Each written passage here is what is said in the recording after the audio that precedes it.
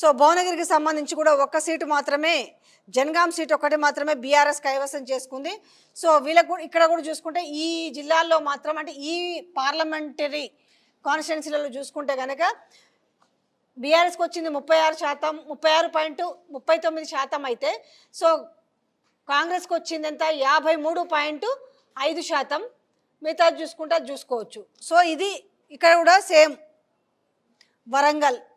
వరంగల్కి వచ్చేసరికి కూడా ఒకటే గన్పూర్ తప్పితే, స్టేషన్ గన్పూర్ తప్పితే మిగతావన్నీ కూడా వీళ్ళే కైవసం చేసుకున్నారు.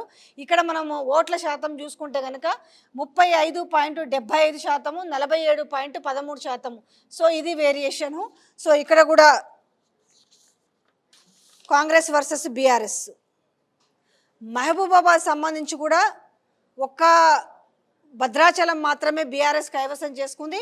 ఇక్కడ కూడా భారీ వ్యత్యాసం ఏముంది, 35.44%, 54.70% ఇద్దరి మధ్యలో ఉన్న వ్యత్యాసం ఇది. సో ఇక్కడ కూడా బీఆర్ఎస్ వర్సెస్ కాంగ్రెస్.